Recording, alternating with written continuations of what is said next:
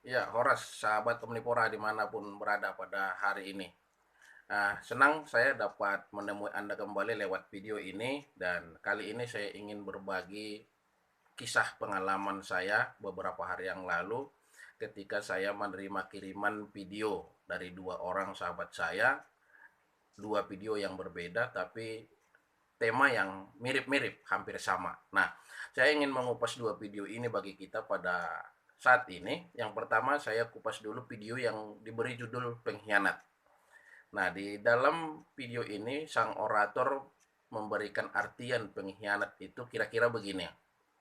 Pengkhianat itu adalah orang yang pertama pengkhianat itu seperti pada zaman penjajahan dulu, bangsa yang menindas bangsanya sendiri.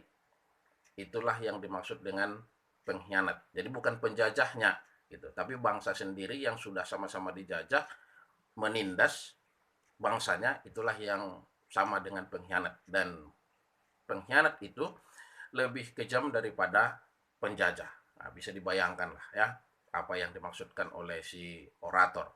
Baru yang kedua, dia katakan pengkhianat itu sama seperti orang yang dipercaya untuk membagikan bantuan yang disiapkan oleh pemerintah pada masa pandemik sekarang ini, tapi dengan tega-teganya memotong atau mengambil sebagian daripada yang harus dibagikan.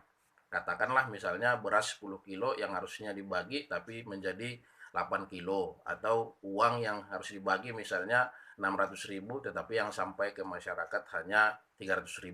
Nah, ketika terjadi praktek yang seperti itu, maka yang melakukan itu sama dengan pengkhianat, yang mengambil bukan haknya.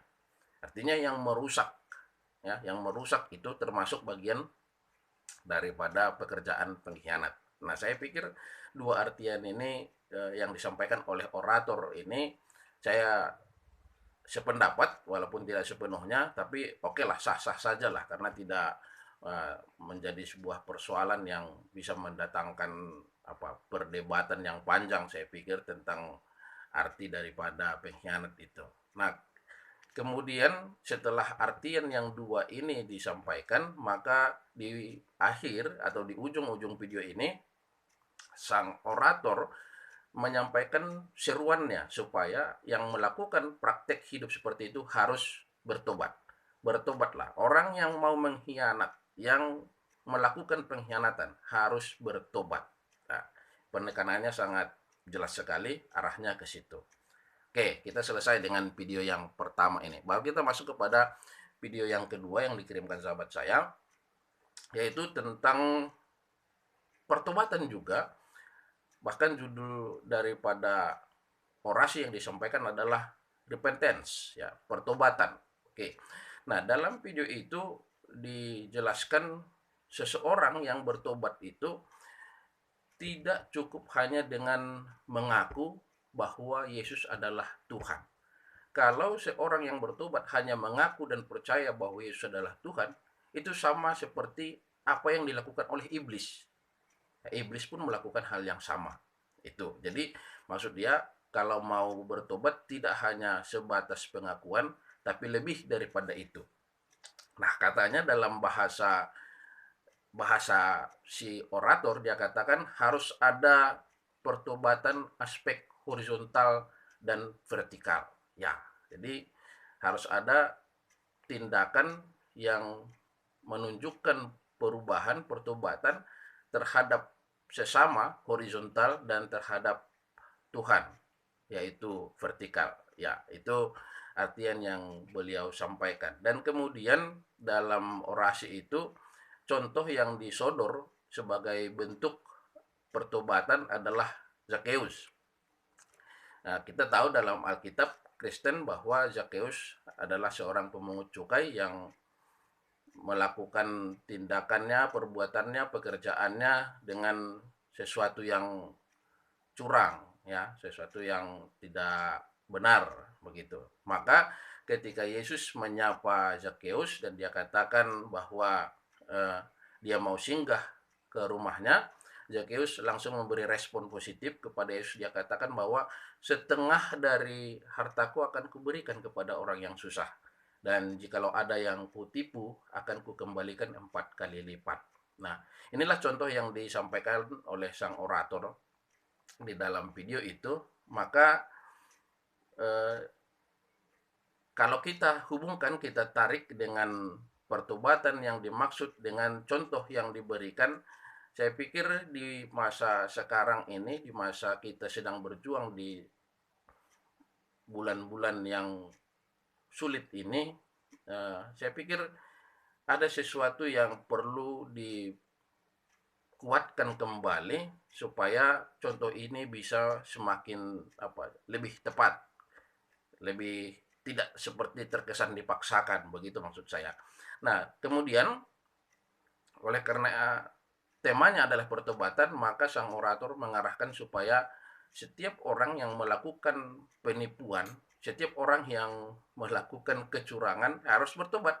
Dan kalau memang ada yang ditipu, ya, ada yang diambil, ada yang dikorupsi, harus dikembalikan, gitu ya, harus dikembalikan. Bahkan ada hitung-hitungannya yang bisa dibuat seperti yang dilakukan oleh Zakheus. Nah, apa yang membuat saya ingin mengomentari dua video ini bukanlah tentang tema dan bukan tentang artian daripada pertobatan maupun pengkhianatan itu.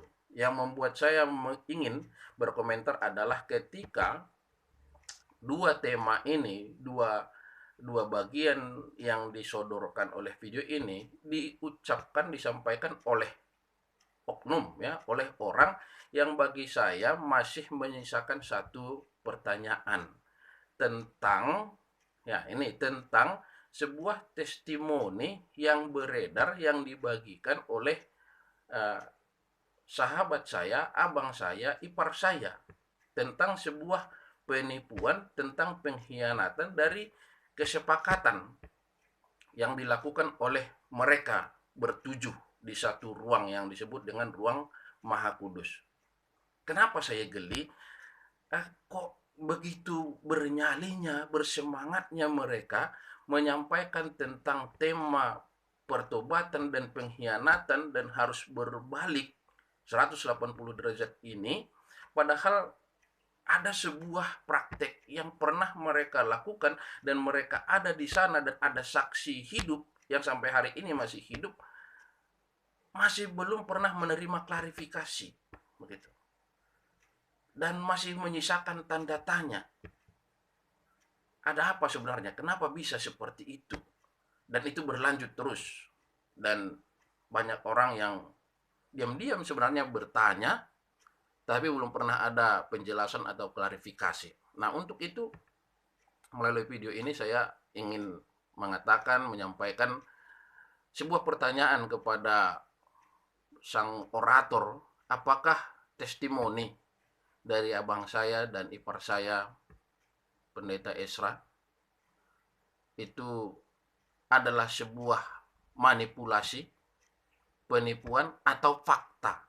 Dan jikalau itu fakta, maka sebaiknya ya lakukan penjelasan, berikan klarifikasi, supaya apa yang saudara-saudara sampaikan tidak terkesan hanya cuap-cuap seperti orang Farisi pada zaman Yesus dulu, ya. Itu mungkin kenapa Yesus katakan kalau orang Farisi khotbah, ya sudahlah, dengar sajalah apa yang dibicarakannya, tapi jangan tiru apa yang dia lakukan. Saya pikir itu adalah satir, ya, satir sekali. Nah, hari ini saya tidak mau bermain satir. Saya ingin supaya ini menjadi clear, jelas, ya, terang. Jangan ada semacam glorifikasi terhadap apa yang ada dalam pikiran kita tentang sebuah tema pertobatan, tapi faktanya ada sesuatu yang tidak pas yang sedang kita tutupi. Nah, saya pikir itu saja yang ingin saya sampaikan. Mudah-mudahan ya, kita bisa berbagi lah, ya, kita bisa memberikan penjelasan, rasa aman dan rasa tenang untuk membuat umat semakin dewasa dan semakin mengerti tentang bagaimana kita melakukan pekerjaan-pekerjaan kita. Itu saja, mudah-mudahan kita bisa berbagi informasi, dan itu sangat mewah dan itu sangat berarti. Demikian video kali ini.